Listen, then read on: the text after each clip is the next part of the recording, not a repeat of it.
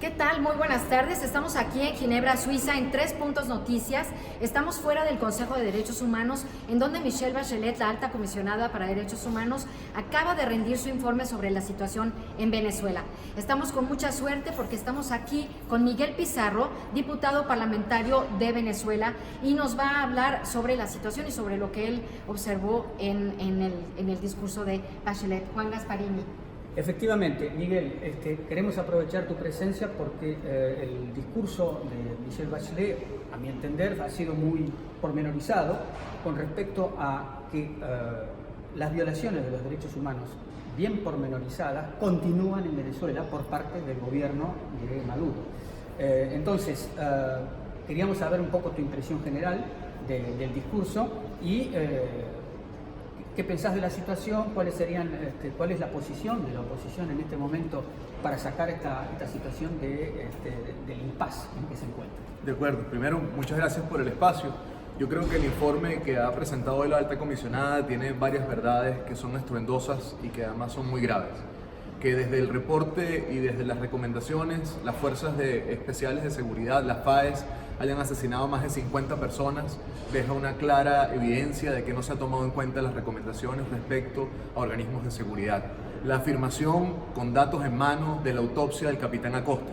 Recordemos, la última vez que yo participé en este consejo, denunciaba la tortura hasta la muerte del capitán Acosta.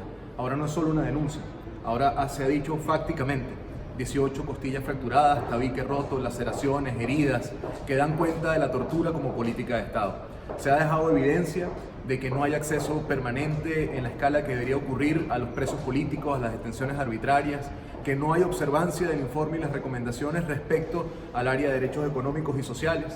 Una afirmación muy grave: el salario mínimo de un venezolano hoy está por debajo de los $2 al mes.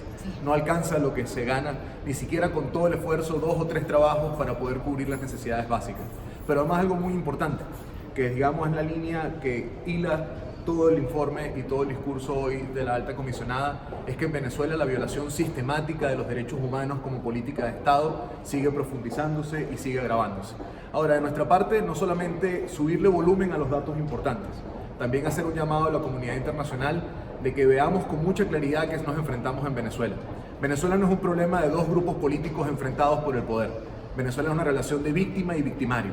Un victimario que desde el poder, encabezando un régimen, intenta acallar todas las voces de disidencia, detenerlas, apresarlas, exiliarlas como en mi caso, o asesinarlas como el capitán Acosta y Fernando Albán, y un grupo de víctimas que, organizados y ejerciendo nuestro derecho, estamos abriéndole los ojos al mundo entero para que se entienda que en Venezuela la única forma de detener la migración, que también fue mencionada, la única forma de detener la hiperinflación, que fue mencionada, y la única forma de detener la violencia es con un cambio político profundo y con un cambio de modelo. Efectivamente, para situarlos a los que no han seguido el tema en detalle, la alta comisionada realizó una visita a Venezuela y hace 3 meses presentó su informe de esa visita que ella realizó en Venezuela, donde se entrevistó con las víctimas, etc.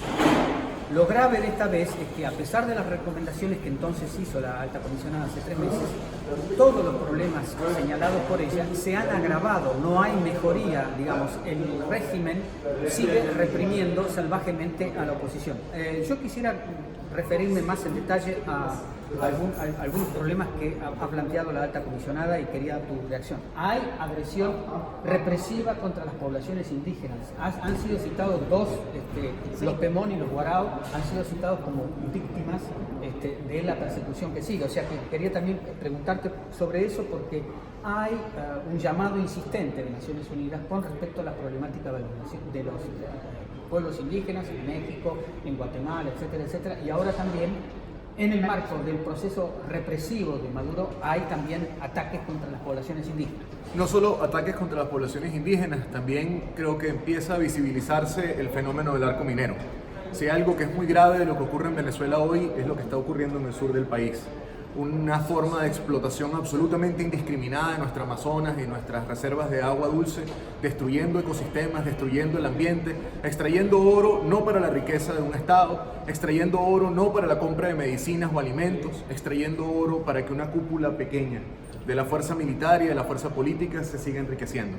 Lo que han denunciado de la población Pemón, lo que se ha denunciado de la población Guarao, lo que antes se había denunciado sobre la población Yucpa en la frontera entre Zulia y Colombia, son también una política de Estado de desplazamiento de tierras originarias, de desplazamiento de etnias ancestrales, pero sobre todas las cosas, digo para aquellos que en el mundo todavía son rehenes de la discusión ideológica, quienes intentan justificar lo que ocurre en Venezuela desde la narrativa del imperialismo y de la Guerra Fría. ¿Qué tipo de revolución asesina indígenas para sacar oro? ¿Qué tipo de gobierno que se haga llamar social, que se haga llamar de representación de minorías, es capaz de destruir el ecosistema para sacar diamantes para que 3 o 4 se hagan millonarios? Lo que ocurre en Venezuela no es ideológico. Y esta explicación que da la alta comisionada sobre lo que ha venido ocurriendo en las poblaciones indígenas no es el último de los síntomas. Recordemos cuando ganamos la Asamblea Nacional, los 3 primeros diputados que fueron retirados del Parlamento por sentencia fueron los 3 diputados indígenas del Amazonas.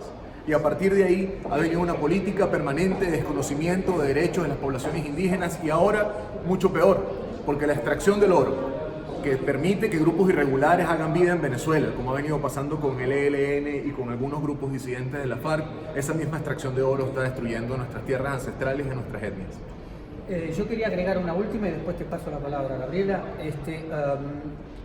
Tipos de delitos que son delitos de lesa humanidad si se practican masiva y sistemáticamente, como las detenciones arbitrarias y la tortura y el uso de la justicia militar para juzgar violaciones de los derechos humanos, que ya habían sido señalados en el informe original de la visita de Bachelet, también ahora vuelven sobre el tapete, donde hay nuevos casos concretamente, de la aplicación de la tortura, de la utilización de la justicia militar y de las detenciones arbitrarias. O sea, el sistema represivo se mantiene intacto.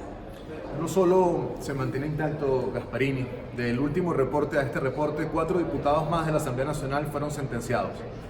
Y hago una parte en el tema de las sentencias, porque en ningún lugar del mundo 25 sentencias contra parlamentarios fuesen algo normal, fuesen algo de la estadística. En Venezuela eso está ocurriendo. Y entre el reporte anterior y este reporte, a pesar de que hubo el compromiso y la recomendación de que no se iba a seguir intentando destruir el Parlamento, se ha seguido destruyendo. La afirmación sobre la tortura y detención arbitraria. Juan Requesens ya llegó a más de un año tras las rejas, diputado legítimamente electo.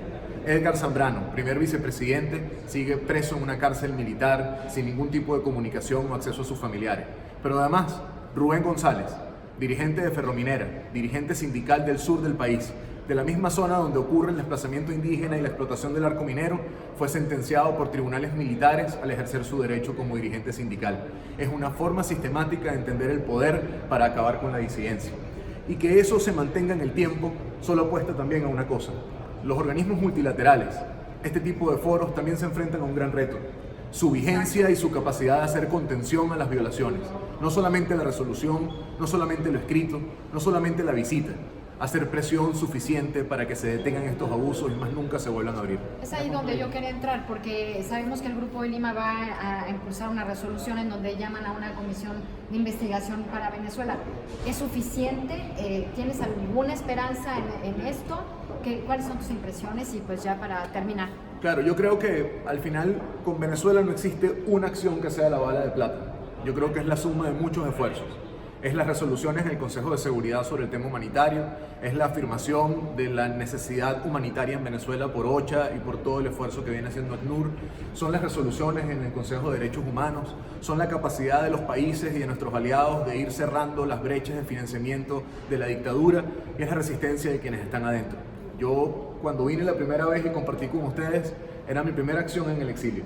Yo tengo 2 meses desde que tuve que salir de Venezuela. Y yo debo decir con absoluta convicción, la fuerza que se mantiene adentro es la fuerza de la esperanza de saber que las cosas van a cambiar, de que nuestros sacrificios valen la pena, pero además de que no estamos solos, de que lo que está ocurriendo en el mundo, en una parte que tardó mucho en reconocerlo, como el sistema de Naciones Unidas, que tardó mucho en reconocer la dimensión de la emergencia humanitaria, que tardó mucho en reconocer la dimensión de la violación de los derechos humanos, ahora finalmente empieza a dar síntomas de que va en la dirección correcta. ¿Qué nos corresponde hacer? Primero, insistir. Que los países miembros del Grupo de Lima, ojalá la Unión Europea, acompañen en consenso una resolución que renueve el mandato y profundice la capacidad de mantener en seguimiento y en observancia lo que pasa en Venezuela. Y lo segundo, que el mundo entero entienda que mientras antes se consiga una solución política a lo que ocurre en Venezuela, antes disminuye la migración, la crisis económica y los efectos devastadores para la región. Atender las consecuencias y no observar las causas es solamente profundizar el clima de dificultades en el que estamos. Y la causa es una sola: Nicolás Maduro, su régimen y su forma de entender el poder. Bueno, Miguel Pizarro, muchas gracias. Bueno, muchas gracias. 3 Puntos Noticias, Gabriela Sotomayor. Y Juan Gasparini desde Ginebra, en el Palacio de la Nación. Gracias a Diego de León por la producción en 3 Puntos. Hasta luego.